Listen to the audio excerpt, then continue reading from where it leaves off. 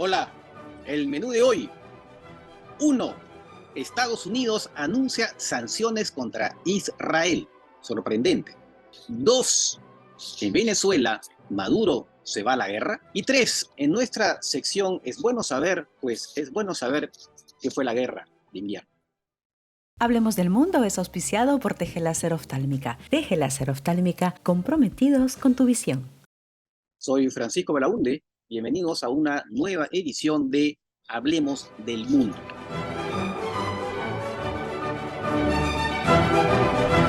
Les decía entonces al inicio, ¿no? Estados Unidos de pronto anuncia sanciones contra Israel, algo que realmente llama la atención porque no forma parte de los hábitos de Estados Unidos sancionar a su aliado, ¿no? Y menos aún, por supuesto, cuando se trata de castigar faltamientos al derecho internacional, como sí lo ha hecho, por cierto, con Rusia tras invadir Ucrania. Ahora, hay que poner las cosas en perspectiva, ¿no? No es que haya sancionado a Estados Unidos, haya anunciado sanciones al Estado de Israel, sino contra algunas personas que son básicamente los colonos, ¿no? Colonos extremistas que están atacando a los palestinos en Cisjordania. Ahora, estas sanciones, ¿en qué consisten básicamente? Como suele hacer Estados Unidos en casos parecidos, es prohibirles la visa, es decir, impedirles entrar a Estados Unidos. Es una sanción simbólica que puede ocasionar algún tipo de, digamos, de incomodidad para personas que sobre todo pues, no quieren bajar a Estados Unidos porque eventualmente pueden tener pariente en Estados Unidos. De todas maneras, aun cuando se trata finalmente de unas sanciones bastante acotadas, no deja de ser bastante simbólico, porque como digo, no es usual en Estados Unidos de castigar a su aliado israelí. Tal vez es una especie de hito, si se quiere, ¿no? En las relaciones israelíes norteamericanas, y hay que ver en ello una muestra de las discrepancias que existen de todas maneras entre Estados Unidos e Israel, a pesar del apoyo clarísimo de Estados Unidos en la guerra de Gaza. Lo que pasa es que Estados Unidos tiene sus propios intereses también, ¿no? Y no necesariamente en todo coinciden con los de Israel, y por lo tanto busca hacerlos valer. Y lo que es preocupante para Estados Unidos es la posibilidad de que la guerra se pueda extender a Cisjordania, por las tensiones son muy fuertes ahí, justamente en parte por estas agresiones que están siendo cometidas por los colonos judíos. En caso de que la guerra se extendiera a Cisjordania, algo que puede eventualmente ser conveniente para los más extremistas del gobierno israelí, ¿no? Para Estados Unidos sería en todo caso, eso sí, sería una catástrofe diplomática sobre todo, porque Estados Unidos tiene que cuidar sus relaciones con los países árabes y el mundo musulmán en general. Más aún, tiene que también restablecer un poco su credibilidad respecto del llamado sur global, que designa a los países que antes se llamaban tercer mundo, países en desarrollo, ahora se les llama sur global, donde obviamente el prestigio de Estados Unidos está bastante mellado, ¿no? Porque se acusa a los norteamericanos de tener una doble vara a la hora de medir, por ejemplo, la invasión de Ucrania por Rusia y los faltamientos al derecho internacional por parte de Israel con la ocupación de Cisjordania y las colonias y todo lo demás. Obviamente quien gana, además hay que decirlo con esta contradicción, es obviamente el señor Putin de Rusia. Pero además, también como parte de los intereses de Estados Unidos, están también los intereses del propio Biden, ¿no? Biden busca la reelección el próximo año y está viéndose que parte de su electorado demócrata le reprocha a Biden ese alineamiento con Israel. Y lo que podría pasar el próximo año es que muchos de esos demócratas no vayan a votar y por lo tanto le hacen más fácil una posible victoria que hasta el momento, por lo menos según las encuestas, podría suceder por parte de Donald Trump. Así que esas sanciones sorpresivas, aunque acotadas, limitadas, se explican un poco por este contexto. Y pasamos ahora al segundo tema, ¿no? Si Maduro se va a la guerra o no. ¿De qué se trata? Pues resulta que el régimen chavista ha encontrado una especie de filón, ¿no? Una especie de filón para explotar en política interna, algo que tiene que ver con la política externa de Venezuela. Hay un reclamo, viejo reclamo de Venezuela sobre un territorio que se llama Esequibo. Y ese territorio es más o menos las 2/3 partes del país vecino que es Guyana, ¿no? En este caso, lo que fue la Guyana inglesa, ¿no? Ex colonia británica hasta 1966 y que ahora es un país independiente.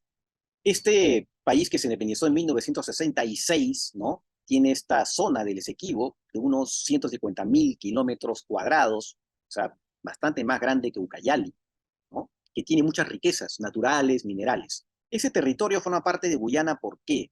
Porque cuando Guyana era una colonia británica, hubo un arbitraje en 1899 que le asignó a Gran Bretaña ese territorio como parte de su colonia Guyana. Venezuela no acepta ese arbitraje y ha estado reclamando.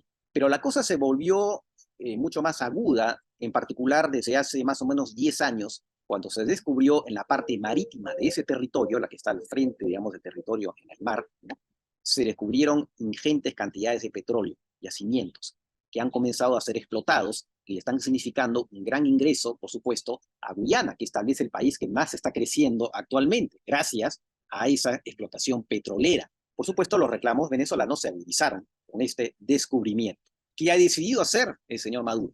Pues simplemente organizó un referéndum el domingo pasado, donde consultó a los venezolanos, entre otras cosas, pero particularmente una propuesta: crear un Estado como parte de la República de Venezuela, la República Bolivariana de Venezuela, un Estado en esa región del Esequibo. Y además incorporar a los más o menos 125.000 habitantes, ¿no?, de esa zona como ciudadanos venezolanos. No quedó muy claro en realidad cuánta gente ha ido a votar, ¿no? Parece que mucho menos de lo que las autoridades venezolanas dicen, pero en todo caso serían pues el 95% que votó a favor de la propuesta. Y sobre esa base, precisamente, el señor Maduro pues ha creado un nuevo estado de Venezuela que se llama Guayana Esequiba, y ha ordenado a las empresas petroleras que ahora están explotando los yacimientos en el mar por concesión del gobierno de Guyana que abandonen esos yacimientos. La pregunta es, bueno, ¿y qué va a pasar ahora? ¿Va a haber o no una confrontación militar? Pues lo más probable es que no. Pero de todas maneras, eso le sirve al gobierno de Maduro. ¿Por qué? Porque así lo que logra es copar la agenda del país, ¿no? Con esta reivindicación histórica de Venezuela, es verdad, pero que está siendo utilizada, como digo, para fines internos. No hay que olvidar que en este momento el caso está ante la Corte Internacional de La Haya, que precisamente le ha pedido al gobierno venezolano que se abstenga de toda acción que de alguna manera pues pueda llevar a consecuencias graves, ¿no? Como es precisamente un enfrentamiento bélico. Pero para el gobierno de Maduro es muy importante agitar esa bandera nacionalista. Se supone que el próximo año van a ser las elecciones presidenciales. Y claro, si fueran elecciones limpias y justas, el gobierno venezolano perdería. Y con este tema nacionalista eventualmente busca a la gente unirla en torno a esa causa nacional, pero también habría la posibilidad, según varios analistas, de que decrete el estado de emergencia debido precisamente a ese conflicto y postergue las elecciones. Esa podría ser la jugada del gobierno de Maduro. Y pasamos ahora a nuestra sección Es Bueno Saber. Y es bueno saber qué fue la guerra de invierno. Pues fue una guerra que estalló el 30 de noviembre de 1939, cuando la Unión Soviética atacó a Finlandia. Esto 3 meses después del estallido de la Segunda Guerra Mundial. Para sorpresa de los soviéticos, los finlandeses se defendieron muy bien y los aguantaron, ¿no?, durante más de 2 meses. Pero finalmente, claro, la superioridad soviética era demasiado grande y al final los finlandeses tuvieron que firmar un acuerdo de paz en marzo, por el cual perdieron alrededor del 11% de su territorio. Después de ello, ustedes recordarán, un año después, es cuando la Alemania nazi invade a la Unión Soviética, ¿no?, en junio de 1941, y Finlandia se alía a los nazis, lógicamente porque veía como una oportunidad de recuperar los territorios que había perdido ante la Unión Soviética. Pero claro, después la Alemania nazi es derrotada y otra vez Finlandia pierde los territorios, ¿no? Pero por lo menos Finlandia logró conservar su independencia. No fue invadida por la Unión Soviética como otros países, ¿no?, que habían sido liberados de la ocupación nazi, ¿no?, y después digamos, invadidos, o sea, liberados pero al mismo tiempo ocupados, si se quiere, ¿no?, e instaurado un régimen comunista. No pasó lo mismo con Finlandia. Eso sí, a cambio que Finlandia se mantuviera como un país neutral. Y ese estatus de neutralidad lo mantuvo Finlandia hasta incluso después del final de la caída del muro de Berlín, del fin de la Guerra Fría. ¿Hasta cuándo? Hasta que Rusia, ¿no?, desaparecía la Unión Soviética, Rusia, la Rusia de Putin, invade Ucrania el 2022, el 24 de febrero de 2022. Desde entonces, Finlandia, claro, preocupada por ese vecino muy complicado, pues ha buscado ser parte de la OTAN y lo ha conseguido desde abril del año pasado. Y se acabó entonces la neutralidad de Finlandia. Así que bueno, tenemos un nuevo país miembro de la OTAN. Y esto viene a cuento ¿por qué? Porque se celebra en estos días, precisamente, el 6 de diciembre, la fiesta nacional de Finlandia. Así que felices fiestas patrias para nuestros amigos finlandeses.